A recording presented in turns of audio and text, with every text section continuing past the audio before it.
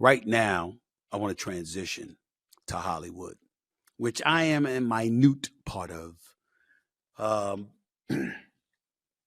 one of the beauties of doing what I do for a living is that I get an opportunity to meet and ultimately be associated with some of the greatest talent that exists in this nation.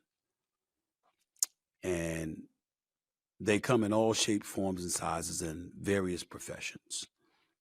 In this particular instance, I'm going to highlight Hollywood, Black Hollywood, Black females in Hollywood. Now, I recently read news about barriers being broken. I mean, we had the great Kerry Washington elevating herself to going from 80,000 per episode to over 250,000 per episode, according to reports, when she was doing Scandal, one of my favorite shows all time. How to Get Away with Murder, Viola Davis. Once upon a time, she was making 250 an episode, and then they said she had elevated to making nearly 450,000 per episode. And just recently, we read reports that the marvelous, the wonderful, the incomparable, the sensational Angela Bassett, whose husband, Courtney Vance, he's a guy I love too, but boy, is he a lucky man. My God, she's so beautiful.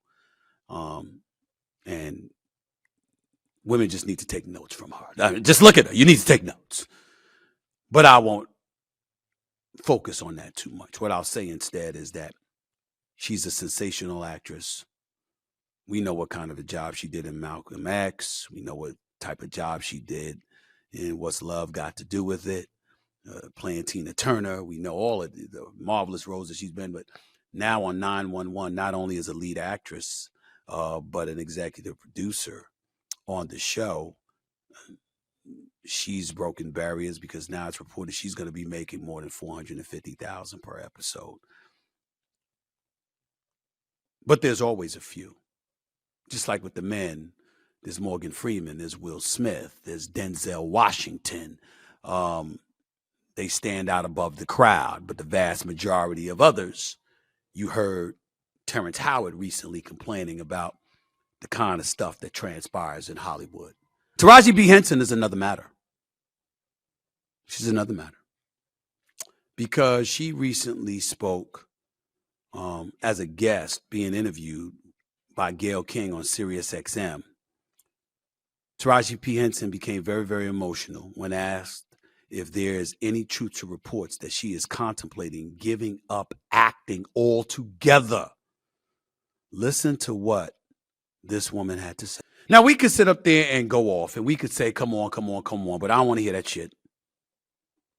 We're talking about one of the great ones here that was reduced to tears because of a simple question that made her inflect and contemplate what kind of future was worth having if it was in the acting industry because of what she's experiencing. I could point out that Keke Palmer and Gabrielle Union both spoke out, proclaiming they agree totally with Taraji and that she ain't tell one single lie about the disparity of pay for Black actresses. Okay?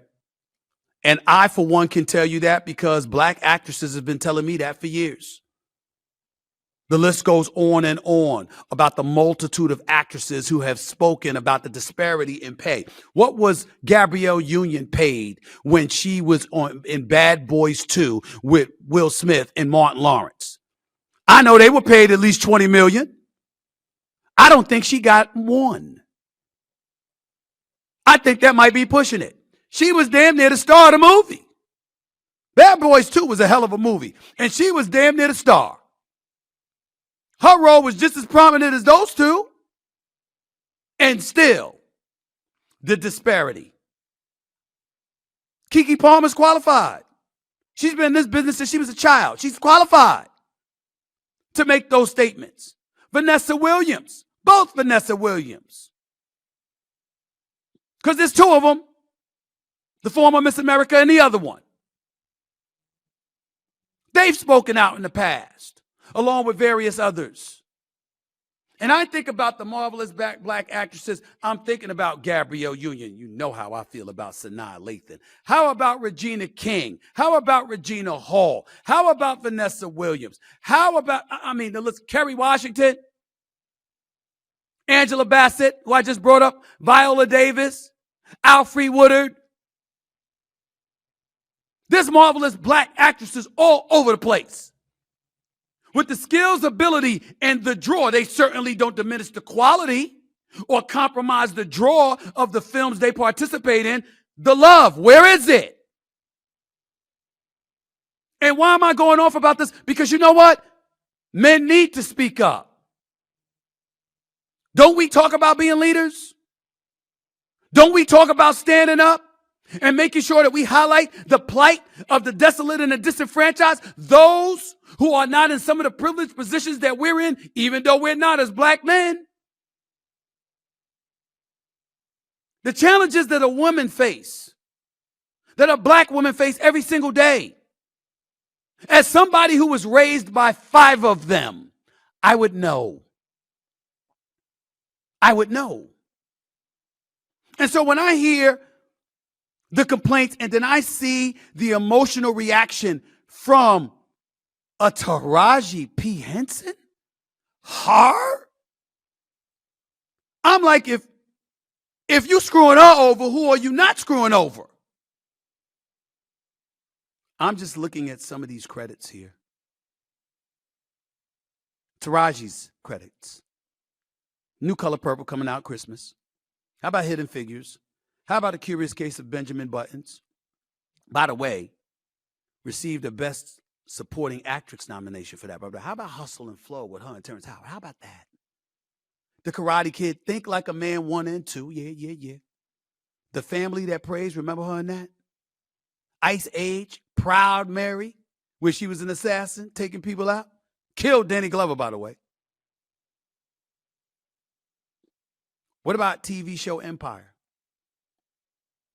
Ladies and gentlemen, Taraji P. Henson, this is who we're talking about now. She's won 33 film or television acting awards and has received 76 nominations. 76! 76! 11-time NAACP Image Award winner. 3 Emmy nominations. 2016 Best Actress in a Television Series Drama. An Emmy Award winner for Empire. 5 Screen Actors Guild nominations. 1 win for Hidden Figures. 11 BET Award nominations and 6 wins. Why am I going here? Didn't I tell y'all?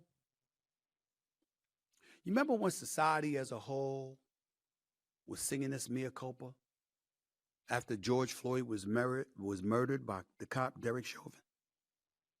What does this have to do with that? I'll tell you what it has to do with that. Do you remember what I said back then? I said back then, the knee on George Floyd's neck is not the reason you saw race riots in the streets of America. The knee on George Floyd's neck was a metaphor to illustrate in the eyes of the world what black people believe we go through every day in our society.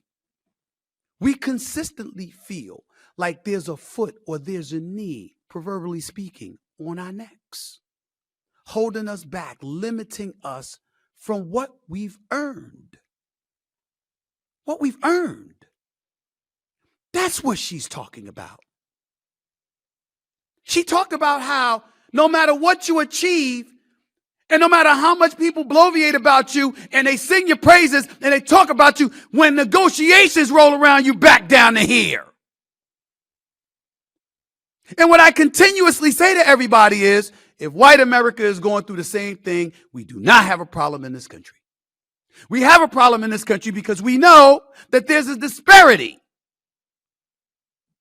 that you can be at the top, that you can be number one, that you can be the best, that you can work your ass off, that you can go tirelessly marching forward to do everything that you have to do to be the best, produce the results, and still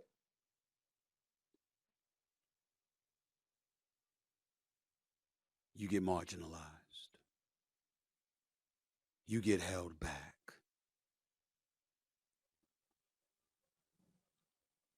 I am not talking about myself. This is about Taraji P. Henson and black actresses. My story's a little bit different because no matter what I think I deserve, it's not like I'm not getting anything. I'm living quite well these days. So I'm not talking about me specifically with this particular subject, even though there are always elements and remnants that apply to anybody who's black with regards to what I'm saying. What I'm using this is to highlight the level of frustration that Taraji P. Henson, that Gabrielle Union, that Keke Palmer and others have expressed, and Robin Thede is justified. Don't get me started with the black female comedians, how hilarious they are and what level of love they don't get. And I'm sure black men got it bad too. And oh, by the way, there's some white folks that got it bad because they've been underappreciated as well. It's just that their cases are not universal across the board. Everywhere you turn with black folks, they can tell you these stories. That's not always the case with others. But Taraji has a point. And guess what? It's not going to get any better unless she has others willing to speak up for her. Where we'll play the clips of her crying and getting emotional and stating what she stated, and that's fine. But we'll forget about it in an hour unless we care. Unless we care that our sisters are hurt from consistently being marginalized and being minimized and not having their value validated. I'm quite sure that police officers, nurses, doctors, accountants, broadcasters, lawyers, brokers, traders, I don't give a damn what profession it is. If you're a woman, you're usually not treated to the level you deserve. Something's got to change. And I'm not sure the right thing to do is to blame Oprah like some reports have done. Executive producers don't pay salaries. The studios do. The networks do. We get that. But you do have a voice. And if you have a voice, you should fight for those voices. And it ain't just about the voices speaking up to make sure folks get work. It's about making sure they're rewarded for the work they actually do in a fashion that doesn't enslave them to having to continuously work until they're spent and completely exhausted. That's what we're talking about here. That's what Taraji P. Henson is talking about. I hope y'all all have listened, because I know I have. I hear you loud and clear, Taraji. I hear you, girl. But don't ever, ever think about leaving this industry. You're too gifted. You're too special. And you're too needed to walk away. You black, girl. You're a black woman. You strong. Continue to be strong. It's just incumbent upon us to be strong right along with you.